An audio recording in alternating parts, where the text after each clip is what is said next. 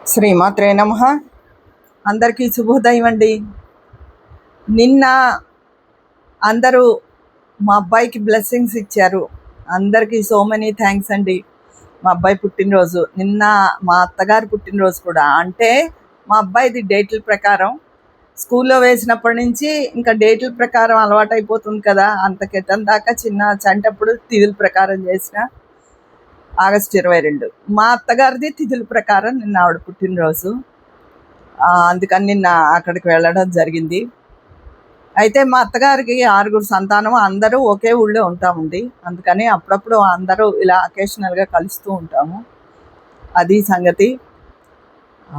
అందరూ ఆవిడ కూడా చాలా నమస్కారాలు తెలియజేశారు. మీ అందరికీ ధన్యవాదాలండి. అది అక్కడ మా అత్తగారు, ఇక్కడ నాన్నగారు, పెద్దవాళ్ళు కి సేవ చేయడం అది చాలా పుణ్యం, పెద్దవాళ్ళతో గడపడం చాలా సంతోషం అలా అని చెప్పారు. నిజమేనండి. నాకు ఎప్పుడు ఓ బేబీలో ఒక మాట గుర్తొస్తుంది.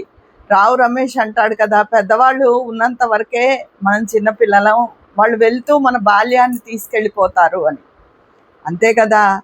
మా నాన్నగారు కూడా ఆయనకేదో ఇదిగా ఉన్నప్పుడు కోపిష్టిగా ఉంటారు తప్ప, లేనప్పుడు చిన్నపిల్లలాగే మాట్లాడతారు. ఇంకా నేను చిన్నపిల్లనేంటి, పెద్ద అయిపోతుంటేను నాకే పిల్లలు కోడళ్ళు వాళ్ళే వచ్చారు, ఇంకా ఏంటంటే అంతే అంటారు. మా అత్తగారు అలాగే చిన్నపిల్లలాగే మాట్లాడతారు మమ్మల్ని. అందుకని వాళ్ళు పెద్దవాళ్ళు ఉన్నంత వరకే మనం చిన్నపిల్లలం. తర్వాత మనం పెద్ద అయిపోతాం, మనం చిన్నపిల్లలు అని మన ఎవరంటారు? ఎవరో అనరు కదా. తర్వాత నా అనుభవంలో నేను నేర్చుకున్నదండి, నలుగురు మనుషులు. మా అత్తారివేంపు పెద్ద కుటుంబం, మేమంటే ఇద్దరమే. నలుగురు మనుషులు ఉన్నప్పుడు ఒక్కొక్కసారి ఒక్కొక్కళ్ళతో ఒకలా ఉంటుంది, ఒక్కొక్కసారి ఒక్కొక్కలా ఉంటుంది. కానీ ఏది ఎలా ఉన్నా మొత్తం మీద అందరినీ కలుపుకెళ్ళిపోతే జీవితంలో కొంత ప్రశాంతత ఉంటుంది. అన్నీ మనకి నచ్చాలనే లేదు జీవితంలో. నచ్చని సంఘటనలు ఎన్నో జరుగుతూ ఉంటాయి, అలాగే నచ్చే సంఘటనలు కూడా జరుగుతూ ఉంటాయి. రెండింటినీ సమానంగా స్వీకరించినప్పుడే జీవితం ప్రశాంతంగా వెళ్తుంది, లేకపోతే కొంత అశాంతిగా ఉంటుంది. మా అమ్మగారు ఎప్పుడు చెప్పేవారు ఒక మాట, ఓర్చినమ్మకి తేట నీరు అని. ఇప్పుడు చూడండి, వానాకాలం అవి వస్తే ట్యాప్స్లో నీళ్లు, అంటే ఇప్పుడు వాటర్ ఫిల్టర్స్ ఇవన్నీ పెట్టుకుంటున్నారు అనుకోండి. ఇదివరకు ఈ గోదావరి నీళ్ళు అవన్నీ ముందు కొంచెం మట్టిగా మురికిగా నీళ్ళు వచ్చేవి, మట్టి నీరు వచ్చేది. మా చిన్నప్పుడు పటిక అవి బిందెల్లో వేసేవారు. మా అమ్మమ్మ గారు, నాయనమ్మ గారు వాళ్ళు ఇండుపుకాయ అని ఉండేది, అది పటిక అవి వేసేవారు నీళ్లు తేరడానికి. ఒక తెల్లటి గుడ్డ మంచిది పరిచి దాంట్లో నీళ్లు పోసుకునేవారు, ఆ పైన అందులో పటిక వేసేవారు. ఇప్పుడు వాటర్ ఫిల్టర్స్ వచ్చాయి, లేకపోతే కాచుకోవడం ఇవన్నీ నీళ్లు అలా కాకుండా ముందు అసలు ట్యాప్లో పట్టినప్పుడు లేదా గోదావరిలోకి వెళ్ళి తెచ్చుకున్నప్పుడు అవి మట్టిగా ఉండేవి.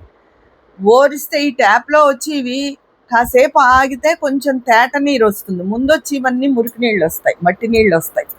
అందుకని ఓర్చిన, అలా కాదు నాకు నీళ్లు కావాలని కంగారు పడిపోయినమ్మా మట్టి నీళ్ళే పట్టుకెళ్తుంది, ఓర్చినమ్మకి తేట నీరు వస్తుందని ఓర్పు వహించాలి జీవితంలో దేనికైనా అని చెప్తూ ఉండేవారు మా అమ్మగారు.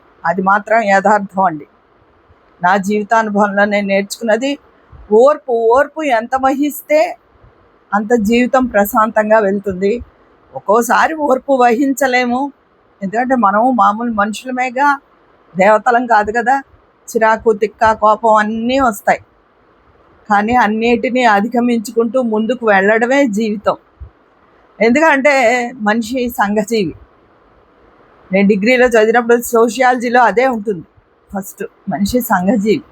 సంఘాన్ని కాదని మనిషి ఉండలేడు, అలాగే నలుగురిని కాదని మనిషి ఉండలేడు. నలుగురితో పాటు కలిసిపోయి బతకడమే మనిషి యొక్క ఇది. అయితే స్వామి వివేకానందులు అంటారు, లోకం కోసం బతకాలి మనం, కానీ లోకం చెప్పిందే పాటిస్తూ బతకక్కర్లేదు. నీకు ఎలా కావాలో కూడా బతుకు, కానీ లోకాన్ని కూడా విస్మరించకూడదు. అది అలాగా నలుగురు మనుషులు ఉన్నప్పుడు నలుగురితోనూ కలుపుకుపోతే అదొక సరదా. ఇలా ఏమైనా అకేషన్లో అలా ఉన్నప్పుడు మనం ఒక్కళ్ళమే ఒంటి పిల్లి రాకాసుల్లా ఉండలేం కాబట్టి అదొక కాసేపు రిలాక్సేషను. తర్వాత పెద్దవాళ్ళు ఉన్నంతసేపు ఇవిలు ఉంటాయి పూర్వకాలంవి అవిను. వాళ్ళు తర్వాత ఇంకా ఏముంటుందండి, ఎవరికి ఇప్పటికే చాలా మారిపోయింది. ఇప్పుడు మనకి ఎలా వెళ్తాయి, మనం ఇలా ఓర్పు పట్టి పెద్దవాళ్ళని చూస్తున్నట్టు మన రోజులు ఎలా వెళ్తాయని ఆలోచిస్తే మనకున్నంత పేషెన్స్ కానీ ఏది ఇప్పుడు పిల్లలకు ఉండదు. అంటే ఇప్పుడు పిల్లలకి చాలా ఉద్యోగ రీత్యాయే, ప్రస్తుత బయట పరిస్థితుల రీత్యానే ఎక్కువ ఒత్తిడిని ఎదుర్కొంటున్నారు వాళ్ళు. ఆ ఒత్తిడిలో వాళ్ళకి ఇంకా ఎవరినైనా చూసి ఏదైనా చేసి అంత పేషెన్స్ ఉండదు. కాకపోతే ఒకటి మాత్రం చెప్తానండి నేను, ఇప్పుడు కుటుంబాల్లో పెద్దవాళ్ళని చూడడం అలవాటు ఉందనుకోండి, అది అలవాటుగా కొనసాగుతుంది. కొంతమంది చూడని వాళ్ళకి వాళ్ళ పిల్లలకి అలవాటు ఉండదు. ఇప్పుడు మా పెద్ద కోడలు ఉందంటే వాళ్ళ అమ్మమ్మ గారు వాళ్ళని చూసేవారు, వాళ్ళ అమ్మగారి దగ్గరే ఉండేవారు. వాళ్ళ మామయ్యలు వాళ్ళు సిటీల్లో ఉండేవారు, అద్దిళ్ళు. పెద్దవాళ్ళు ఎలా ఉంటారో ఏంటో అని వీళ్ళ అమ్మగారు వాళ్ళది రావులపాలెం సొంత ఇల్లు అని వాళ్ళ అమ్మగారి దగ్గరే ఉంచితే వీళ్ళకి మొదటి నుంచి వాళ్ళ అమ్మమ్మగారితో పెద్దవాళ్ళ ఇంట్లో ఉండడం అన్నది అలవాటైంది. అలాగే మా చిన్న కోడలు వాళ్ళకి వాళ్ళ బామ్మగారు ఉండేవారు వాళ్ళ ఇంట్లో, వాళ్ళని చూడడం అలవాటైంది. దాంతో వాళ్ళు మా నాన్నగారు మాతో ఉన్న మా కోడళ్ళు ఇద్దరికి కూడా అలవాటే. ఎందుకంటే వాళ్ళ ఇంట్లో పెద్దవాళ్ళని చూడడం అది వాళ్ళు అలవాటు పడి ఉన్నారు కదా, అందుకని అలవాటే. అంతేగాని ఇప్పుడు పెద్దవాళ్ళను చూసి సందర్భం కూడా కొంతమందికి రాదు, వాళ్ళు చూడరని నేను అన్ను. వాళ్ళు తొందరగా వెళ్ళిపోవడమో, స్వర్గస్థులు అవడమో, లేకపోతే వేరే చోట ఉండడం, అలా ఉన్న వాళ్ళకి అలవాటు అవ్వదు. అలవాటు అవ్వనప్పుడు పిల్లలకి కొత్తగా రమ్మంటే ఎక్కడి నుంచి వస్తుంది, రాదు కదా. అందుకని సాధ్యమైనంత వరకు మనం మన బాధ్యతలు నిర్వహిస్తే పిల్లలు అందులో సగమైనా తీసుకుంటారు. మనంతా వాళ్ళు తీసుకోపోయినా ఓహో పెద్దవాళ్ళు ఉంటారు, పెద్దవాళ్ళని మనం చూడాలి అని కొంతలో కొంతైనా ఉంటుంది. ఇప్పుడు పిల్లల్ని నేను తప్పు పట్టను, ఎందుకంటే ఇప్పుడు వాళ్ళకి అంత ఓర్పులు లేవు, ఒత్తిడి ప్రపంచంలో బతుకుతున్నారు. వాళ్ళ ఉద్యోగాలు, వాళ్ళ పిల్లల పెంపకాలు అన్నీ స్ట్రెస్తో కూడుకున్నవి. వాళ్ళకి మన సహాయ సహకారాలు ఏమైనా అందాలే కానీ వాళ్ళ నుంచి మనం ఆశించడం తప్పు.